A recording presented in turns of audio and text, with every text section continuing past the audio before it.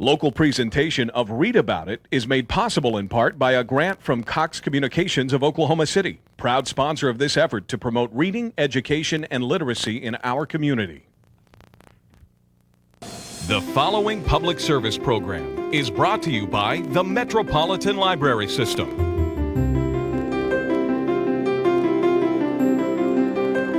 And now, Read About It with your host, BJ Williams.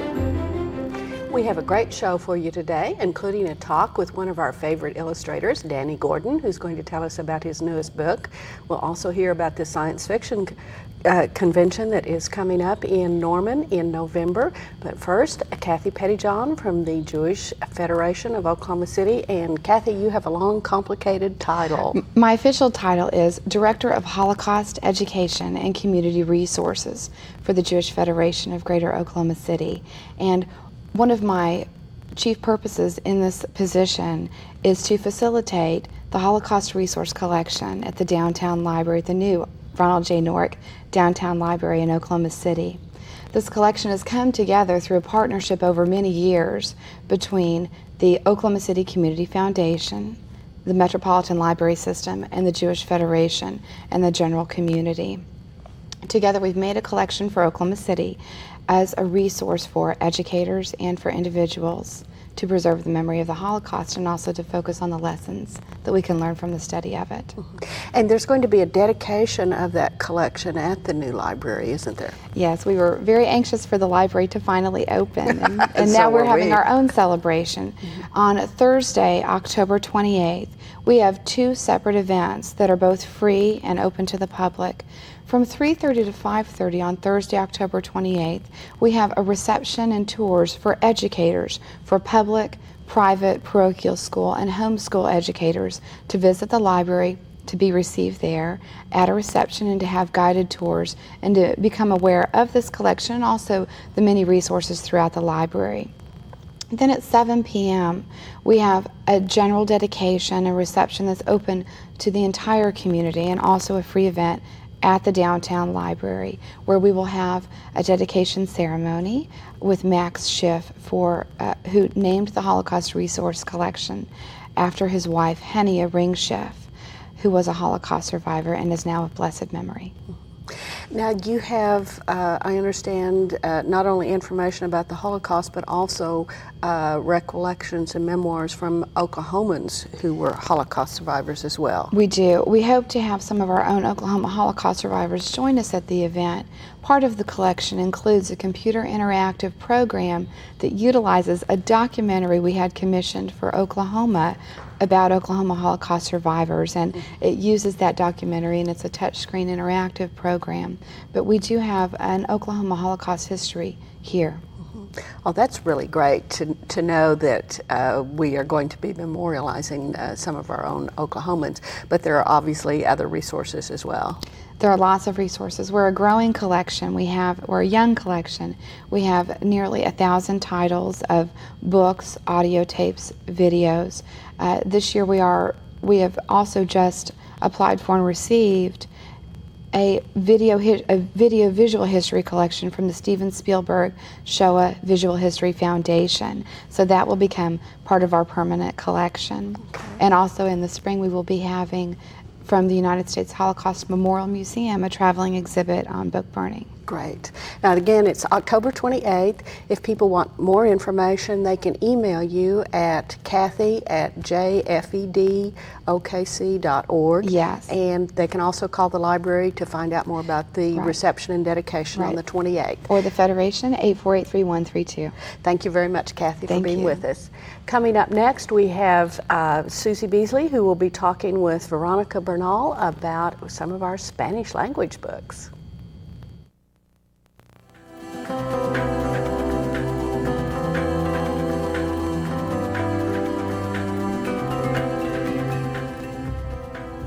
Veronica, what is this book about? Constantino Esperanto? Well, it's about Cesar Chavez. He was an American labor leader that fought for migrant workers for a better life. For a better life.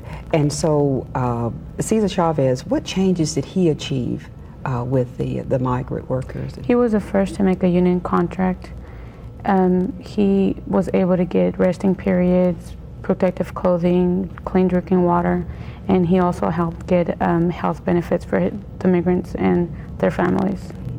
And this improved their lives and the lives of their families. Yes, it did. The book was written by Kathleen Bruhl and illustrated by Julie Morales, who is a Hispanic illustrator. In reading this book, do you think that the readers, the kids, will just really enjoy it? Yes, it's a really nice, easy kid story. Easy, good story Yeah. to read. So what are the topics that we would have in the library that would tie in with the life of Cesar Chavez? Well, we have many other books about Cesar Chavez, people like him, like Jorge Ramos, that helped and are helping Hispanics to get equal rights here in the United States. And the Cesar Chavez, the movement of the migrant workers, is primarily in California. Yeah. But with him forming forging this alliance and for the better livelihood for migrant workers, this went out throughout the United States. Yes, it did. Yeah. So how do you feel about the life of Cesar Chavez? Well, I think he was a very great man. He helped everybody around him, and to now, thanks to him, a lot of people are getting paid what they're doing. And the whole experience of working in that. And I think too that gives you some background on the farming industry in the United States. I think a lot of people they don't know where the lettuce comes from Yeah. and how it got to the market. But in reading the life of Cesar Chavez, it gives a better good view It of sure that. does. Well, some of the things that are in the book are basically how he grew up and how he was influenced, Yes. and why he went ahead and fought for the migrant workers. And how he died. And how he died. Well, and I think he died at an early age. He was not a young person. I mean, Yeah, was he an died older- in 1993. 1993. But we still remember all the things that he did, Yes. and what he did really made a difference in a He's lot like of a hero to me. a hero to a lot of the Hispanic community. Well, Veronica, we appreciate you coming and sharing with us. Concentrando Esperando, Building Hope, The Life of Cesar Chavez. This book is available at your local library and perhaps your local bookstore. We'll see you next time. Thank you. With me now is Doug Benton of both the library and the Oklahoma Gazette, but I think you're here to scare us to death. Well, kind of, maybe. I scare people wherever I go. Well, this BJ, is okay? true. I didn't want to bring it up. Yeah, well, we're getting close to Halloween now. It's creeping up on us. And so I brought a collection of short stories by one of my favorite horror story writers. But he's more than that. I mean, he wrote horror stories, but they're literature. I'm talking about Ambrose Bierce, the late 19th century American writer and journalist who disappeared. Nobody knows what happened to him. He said he was going down to Mexico to check out Pancho Villa's revolution, and he disappeared.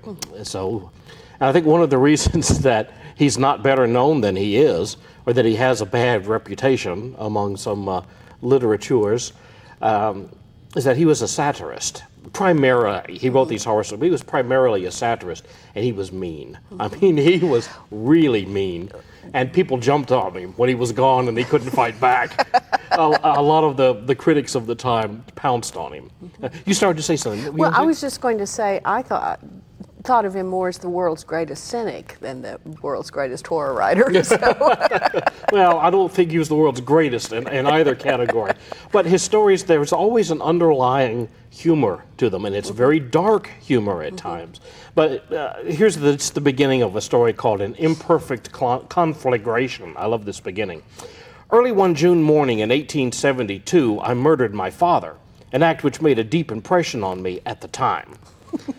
He murdered his father because they were a pair of burglars, and they had stolen a music box that could sing like a quail. It could play arias from Tannhauser, but mainly it could break all 10 commandments, and that's why they both wanted it, and they get into a fight over it. But that's typical of Bierce's sense of humor. He's always jabbing in areas you don't particularly want people to be jabbing. I mean, making a joke about murdering, and he also murders his father and his mother in the story as well, because he doesn't want her to be disappointed in him. Well, that's at least he was honoring his mom, right? Honoring his mother. Many of Bierce's stories in the book take place during the Civil War because he was a Civil War veteran. Was mentioned in several dispatches as for his bravery. They're really anti-war stories. They're printed as war stories, but they're anti-war, and they have that same underlying dark humor. Okay, and it's the Complete short stories of Ambrose Bierce. Thank you. Coming up next, we have Kids Corner. Kelly Rio will be talking with Ronna Davis about a book just for our young adults.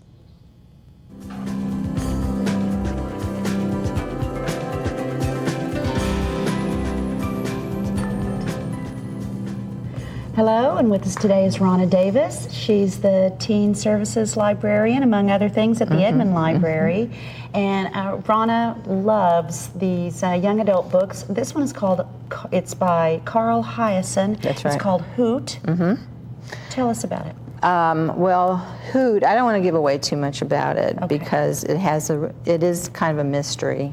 But the plot revolves around a boy named Roy who is new to a South Florida community and kind of starts out on the wrong foot because he gets beaten up every day by this bully on the school bus. But one day, from the school bus, he sees a mysterious barefoot boy who's also probably practically a teenager, and he's running just through the fields. He's running away from the school bus, and Roy can't figure out what's going on. He feels like there's something compelling him to find out what's going on, and a lot of the book is how he discovers what's going on. Oh, how he goes about it. Yes, it's kind of a mystery.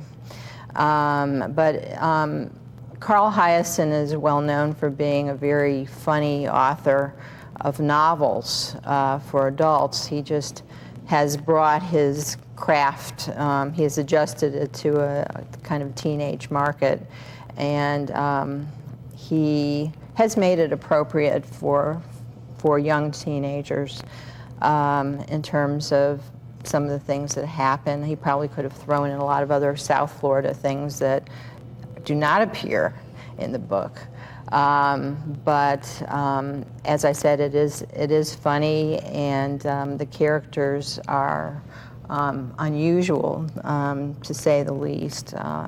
Nothing I could personally identify with from my own junior high experience, but still good descriptions, I think.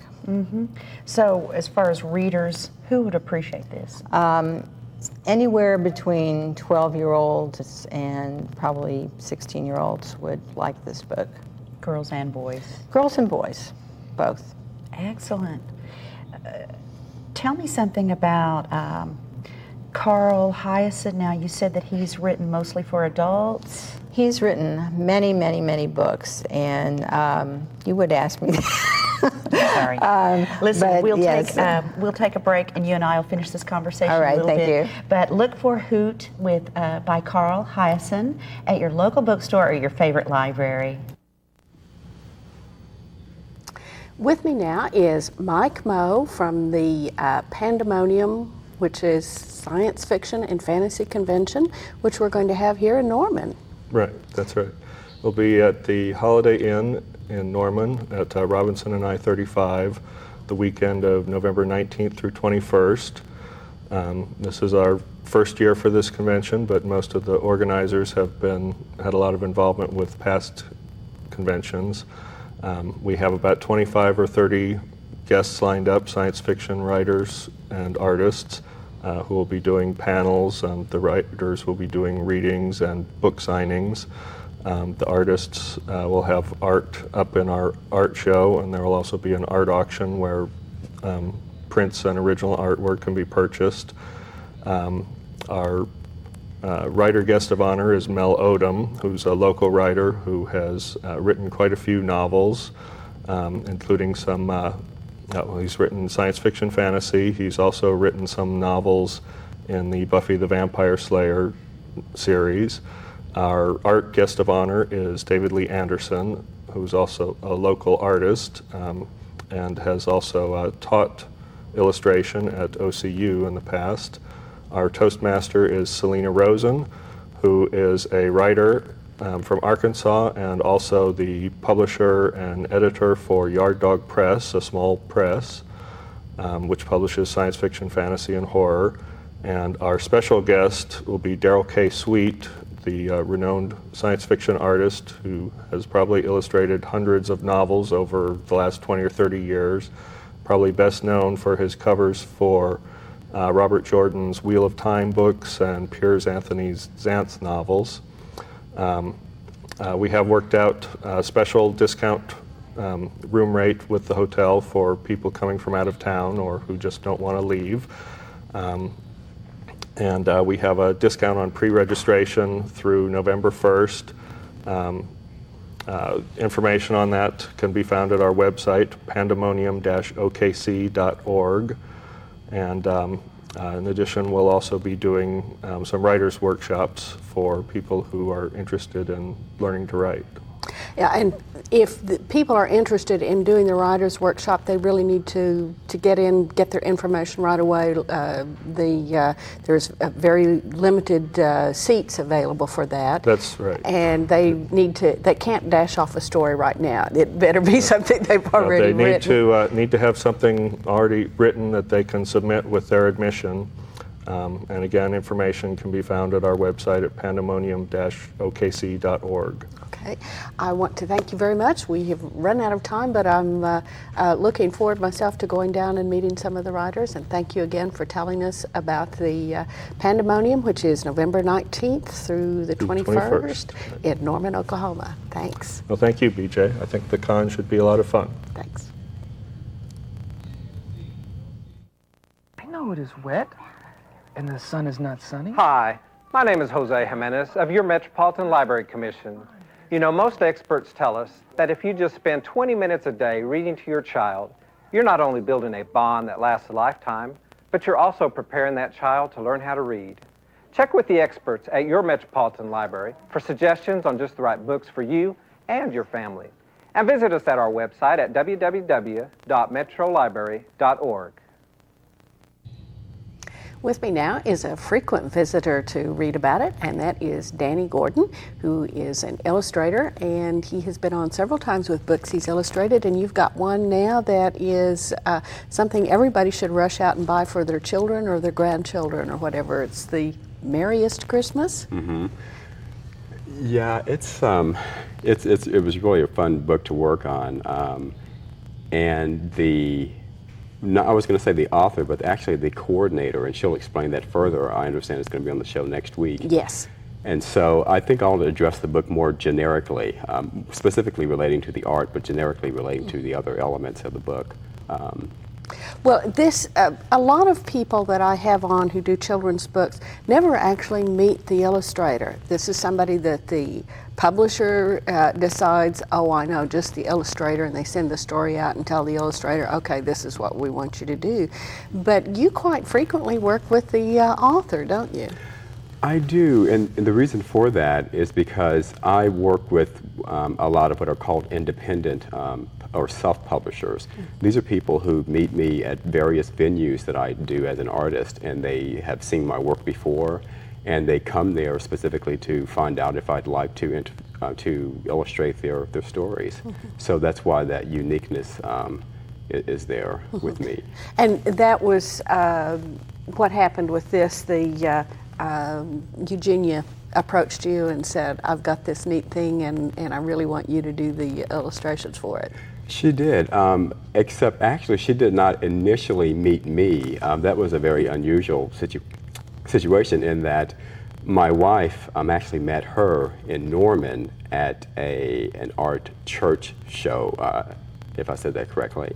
And so she actually saw my work there and met my wife, but I was doing a show in Oklahoma City somewhere. So she actually met my wife before she met me. She subsequently called me to find out if I'd like to illustrate the story. Now, did you make the decision as to what you would illustrate yourself, or did she say these are the aspects of the story that I want illustrated? There's so much uniqueness involved in this book because this is the only book that I've illustrated in which I've illustrated a song, so it's not actually a story. She's a very, very smart, very sharp woman. She doesn't give herself credit in that regard. She had broken down the story or the song in narrative chunks so that I could easily illustrate each one. So that's how that worked out.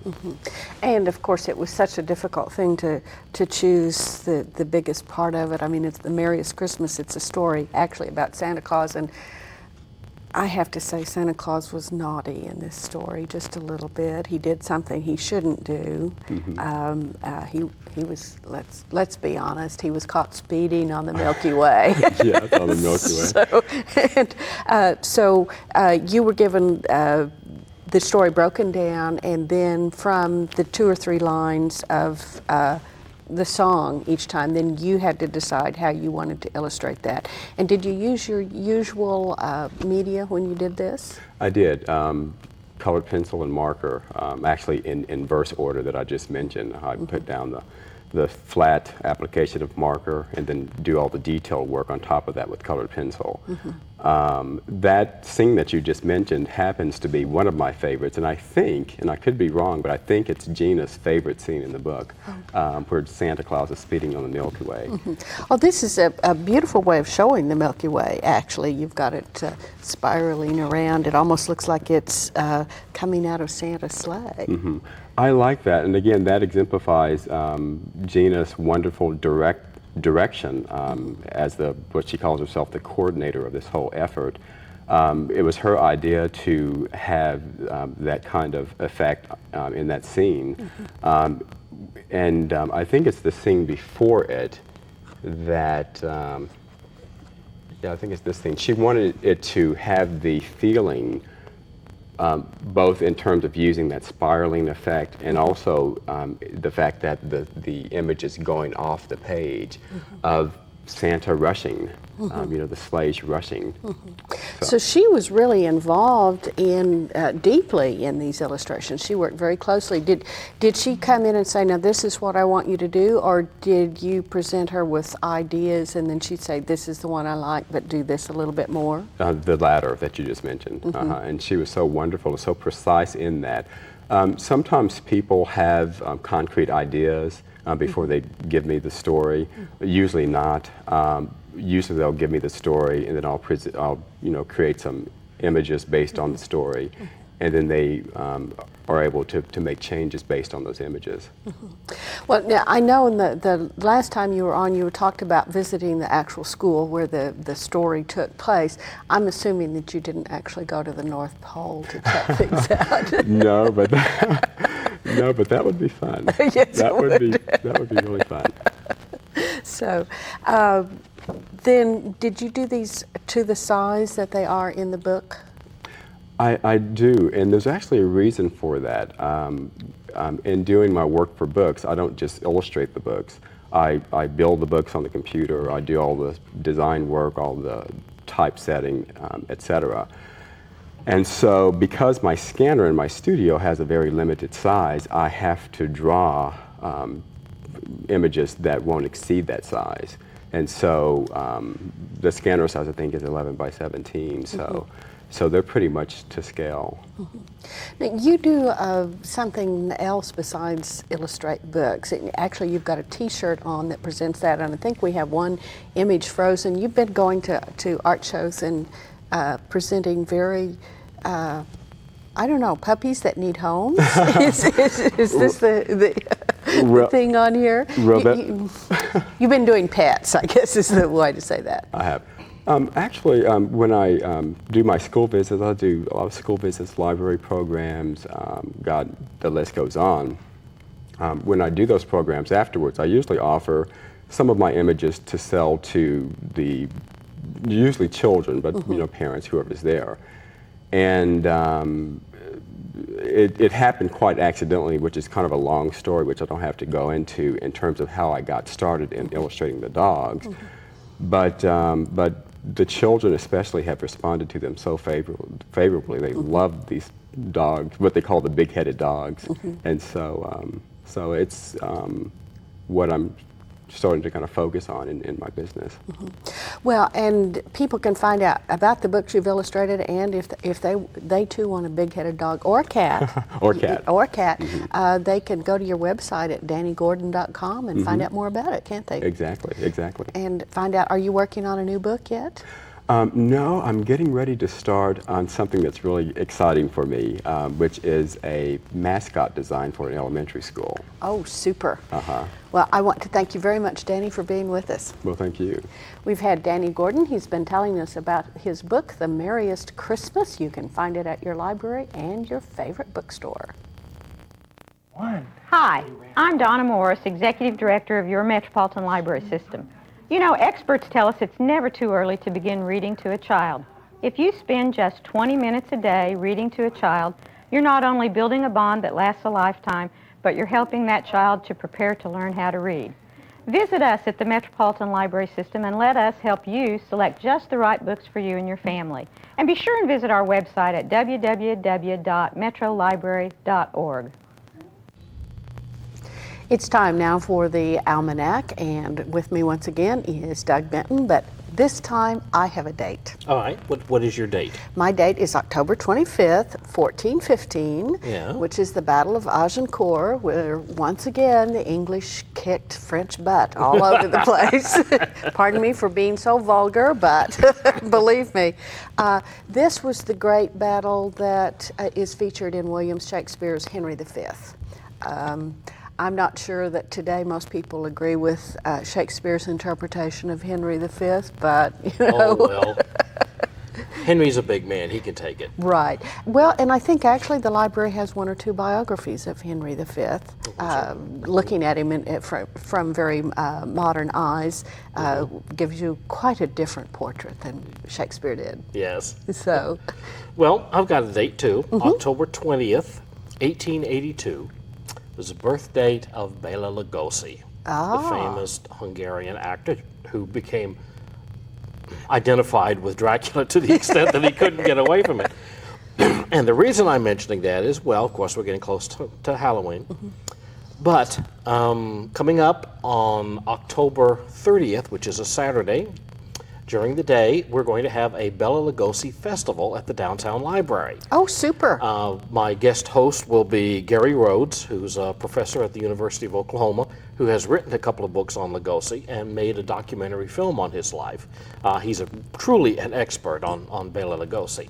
We'll show Gary's documentary, and then we'll show 3 of Lugosi's films. We're going to show Dracula, The Black Cat, and The Raven, 2 films which he co-starred with Boris Karloff. And these will take place in our beautiful new auditorium at the Downtown Library? On the 4th floor. That's right. Do people need to pre-register? No, just come on down. I think we're going to start at 11 o'clock, go through 4. So it's on all Bela Lugosi all day, all the time. Thanks, Doug. You can check it out at your library at www.metrolibrary.org. Thanks for being with us. We'll see you again next time.